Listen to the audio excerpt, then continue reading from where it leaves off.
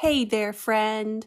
Why don't you grab your favorite cup of coffee or tea and come sit with me for a few minutes? We can have coffee together and chat and hang out. This time of year, I always feel really cozy and I love to get coffee with friends. And I don't know about where you guys live, but where I live, we have tons of snow on the ground. It's in huge piles everywhere from the plows. We have had so much snow here in Spokane, Washington.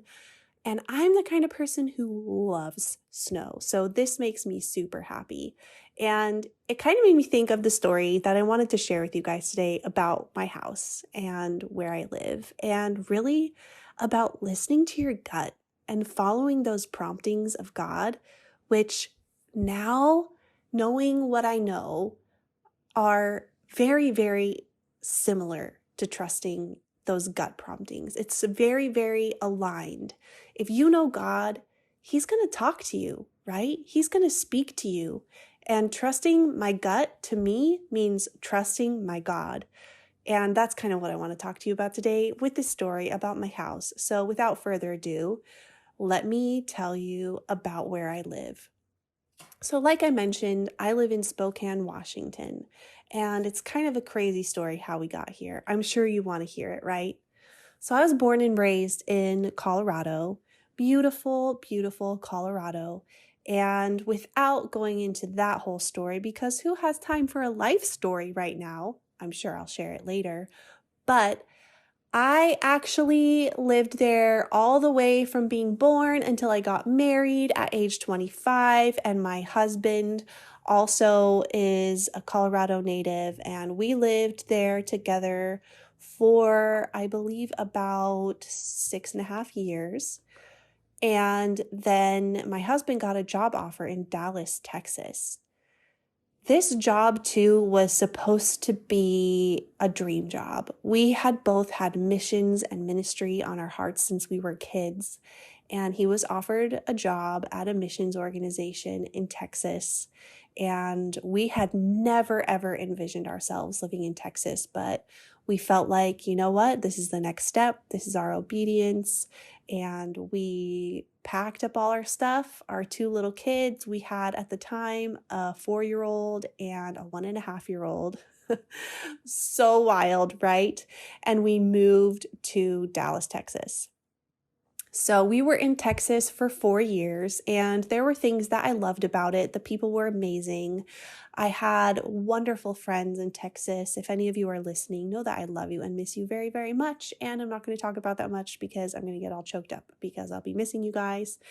But there were also things that were really not suitable or compatible for our family in Texas. And it turned out that my husband's job did not work out as we had hoped. So here we were in Texas, and coming from Colorado, very outdoorsy people, especially my husband, super outdoorsy. He has grandparents who live in the Aspen area. He grew up skiing. I did not. He taught me how to ski. That's another story too. But he grew up skiing, hiking, kayaking, all the outdoor things. And honestly, Dallas, Texas is pretty much a concrete jungle. It's an endless, sprawling city. They have all these suburbs that call themselves small towns, but I will tell you right now, there's no small town around Dallas. They're all part of Dallas, and it's huge and it's massive. It's like this massive web of just people and streets and buildings, and it's crazy. And so for my husband especially, it just was not really speaking to his heart. You know what I'm saying? It was not his jam. It was not his vibe. And he also didn't have the capacity to go out and make friends in the way that I did. Also in Texas, as I have mentioned in a prior podcast episode, our son, who is adopted, my beautiful son Emmanuel, was definitely facing a lot more challenges and struggles because of his trauma history. He started kindergarten while we were there, and honestly, the school system was not very open to hearing about young childhood trauma. They dismissed every time we tried to advocate for him. It was a really, really awful experience, not to mention the subversive racism that was even in his little elementary school that affected the way that he was treated. It was wild, guys. I mean, so wild. I did not know that in kindergarten you could experience racism, but that was an eye-opening experience for me, for my son, and definitely sent me down a path of learning even more about racism issues in America. I had already dug pretty deep into it, even prior to our adoption, but when it comes to face to face in the form of your child getting mistreated or treated differently because of the color of his skin, it really makes you want to learn even more so that you can advocate. And that is also another story for another time. But needless to say, we were lacking the support that we really needed for my son. We got him into some therapies, which were somewhat effective, but by the time our time in Texas was winding down, we were in a desperate place, honestly. We really, really needed God to come through for us and for some kind of change to happen because our family was not in a good place. I was suffering from severe depression and anxiety because of just feeling the lack of support, not so much from friends, but from like the medical community and the education system. And COVID had hit, and then racism became even more rampant, and even in church, and there was so much division and hurt and all of these things that I'm sure many, many of you have experienced as well. So needless to say, during that time, especially, we didn't have the opportunity to go out into nature like we would have if we had been living in Colorado. We were really struggling. And my friend, Tanya, who I hope to introduce on the podcast at some point. She's an incredible musician, but we had been friends for about 20 years, and she lives here in Spokane, Washington. And my daughter was starting to show some signs of severe anxiety as well because of the situation in our home. She was, I believe, 4 at the time. And so I decided to actually bring her out here to Spokane, Washington, to visit with my friend Tanya and their family and kind of just get my daughter out of the situation in our home for a couple of weeks because it was just not a good situation for her mentally, emotionally, so many different ways. So we came out here to Spokane. I had never been to Spokane before, but my friend had lived here for quite a long time. I don't know exactly how many years, but I think it's, like more than 12 years. So I brought my daughter out here and I was amazed. It is beautiful. There are mountains, there's beautiful rivers, and the city has this really like kind of mountain people vibe, which I love. And I was like, I want to be here near my friend, and the nature is amazing. And I know that my husband is wanting to get out of Texas. We had toyed with the idea of going back to Colorado, but there were several reasons why it didn't seem like a healthy option. One, because it's ridiculously expensive to live in Colorado right now.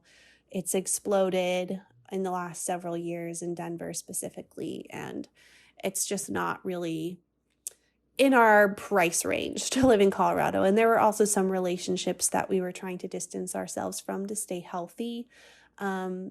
Of course, we would have loved to be around a lot of other people that we love there. But anyway, I told my husband, I was like, Benj, it's beautiful here. You could hike, you could ski. There's literally a ski mountain like half an hour away. And I think we should just move here. Like, I just feel it so heavy in my heart that we just need to make this change. And it was so quick. My husband had never been to Washington, but he trusted me enough to say, okay, let's do it.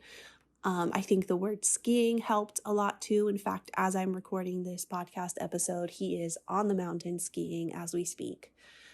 And so I went back to Dallas. We talked about it like the next day. Within a week of being back in Dallas, our house was on the market. And I kid you not, I believe it was 9 weeks later, we had moved to Washington. which is so crazy. The housing market at that time was exploding. It was wild, which brings me to the final part of the story, which is my house, which is what I wanted to get to, and trusting your gut. So that whole decision was very much a gut based decision of like, okay, I feel it in my gut. We need to make this happen. It's urgent. Our family needs a change. Let's do this. And like, that's a crazy decision to move from Texas to Washington on a whim, but it really wasn't a whim. And as I tell this story about our house, I think you'll see why. So we were looking at houses, and like I mentioned, the housing market was nuts. And we either couldn't afford anything that was on the market at the time because the prices were just so inflated, or anything that we could afford and looked at was like snatched off the market within 24 hours. You know what I mean? So we were on Zillow one day, and I had seen this little place in a community of manufactured homes. I had seen it several times. It was very much in our price range, and I had kind of just dismissed it and never even showed my husband. But this one day I was like, whatever, I might as well show him. I was like, look, here's this little house. It's in this community of manufactured homes. I know we weren't really looking at that kind of a thing, but like it's in the little neighborhood that we had really been wanting to be in, close to my friends, best school district in the city, one of the best in the state. And what do you think? Like, there's not even a fence for the dog. There's like barely any space between houses. I don't know. What do you think? He's like, let's do it. And I was shocked. I was really shocked. I thought he would not like the idea at all. So we had our realtor, who was amazing. Shout out to you, Labrina, if you're listening to this, best realtor. But she came quickly to the house, showed us around on video, and like even told us how it smelled and everything, what the neighborhood felt like, and we put in a bid. And I think it was maybe 10 days later, we knew we had the house. And we moved out here, and we literally downsized by half. So our house in Dallas was, I think, about 2,100 square feet, and our little manufactured home here in Spokane is 1,000 square feet. It is tiny, but it has been the most incredible gift. I can't even believe what a gift this little house is. I never would have envisioned myself in a space like this, but my gratitude overflows for this little tiny space where we brought our family. And part of that is simply because it is tiny. Like, our togetherness is forced. We are together all the time. We share space constantly. My kids, when they're here together, kind of just running around this tiny little living room, building pillow forts. There's no space to get around, but the laughter, the chuckles, the snuggles on the one couch that fits in this space has been incredible. Not only that, but God really welcomed my kids here with some of the most amazing people. My daughter's best friend lives up the street. The kids have friends right across the street that come over and play. It's like our house is their house, and their house is my kids' house. We're just with these kids from the neighborhood all the time. We can walk to the school. And then my husband found out that he could level out our backyard enough. It was already pretty flat, but he has built, this is the second year in a row that he has built an ice rink in our yard.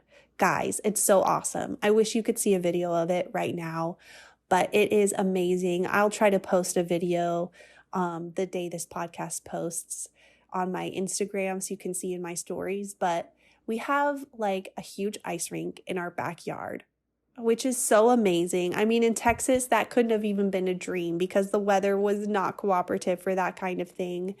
And as I mentioned, we have all of this snow. So last year, we realized that when the plow comes through, it ends at our driveway in our neighborhood. So the plow comes through and pushes all this snow into a big hill in our driveway. And our kids can sled down this hill that's in our driveway. And this year it's already twice as big as it was last year because of the amount of snow that we have had. And my daughter has built an igloo. There is a cave in the snow, and she sleds down this hill. And you guys, I can't really begin to explain how healing it has been for my sweet family to be able to go outside and skate, go outside and sled, have friends across the street, and come inside to this warm, tiny space where our family is starting something new. We have found a lot of healing in this space. This was unexpected. It was out of the blue. We had no idea that we were going to be moving to Spokane, Washington, and we were suddenly here. There was nowhere for us to live except this tiny house in a manufactured home neighborhood that's full of the most precious old people and tall pine trees. And we have a skating rink, and we have friends, and we have healing. And it really makes me remember, like, God sees us. God sees me. He knows what we need. And even in those seasons, which, guys, trust me, I have them all the time, but even in those seasons where we question, like, God, do you see me? Like, do you see what's going on here? Because this is madness. It's chaos. It's totally crazy what is happening in my life right now. And I feel like you don't see me. But he sees, and he knows, and he has a way through the hard stuff and the darkness that we would never expect. And it goes back to that faith, that trusting your gut. I knew someone on Instagram who said, like, following the Holy Spirit and trusting your gut, there's such an overlap. And as believers, I think a lot of the time we overlook that. And we try to just be good and do the right thing and follow some indeterminate path that we think is measured by different Bible verses and maybe even our own discomfort. But really, if we listen to our guts and we know God, we can trust that he is leading us in the way that we need to go. So I know that's kind of a random, crazy story, but I just wanted to encourage you today, like, you're seen, you're known, there's a way through. It might look totally crazy and different than you expect, but if your gut says yes, I say go for it. And you never know what kind of miracles you might run into and what kind of healing might take place in your life as a result of the unexpected. I love you guys. A little heads up, I will be releasing another solo podcast on Tuesday instead of someone with an episode with a guest. And then on the advice of some friends and some introspection, I'll probably be taking a week or two off because I do everything with the podcast. I do the interviews, I do the production, I do the editing, I do all of the posting, I do the transcripts, I do everything. So I need to take a couple weeks off and reconnect with my body and my family and my heart. So I will see you here again on Tuesday with a story about grief. And I think it's a very applicable season for that. And then we'll take a couple weeks off. But if you're liking this podcast, honestly, seriously, if you could please leave a review, it would really mean a lot to me. It's very, very helpful, as I'm sure you've heard on many podcasts, but legitimately, if you could take just a couple of minutes and leave a review and rate the podcast, it would mean so much. And then maybe share with a friend, and also reach out to me on Instagram or shoot me an email and let me know what has been your favorite episode or what you have learned. That would mean a lot to me too. You guys are wonderful. Thank you for having coffee with me today, and I will chat with you next time.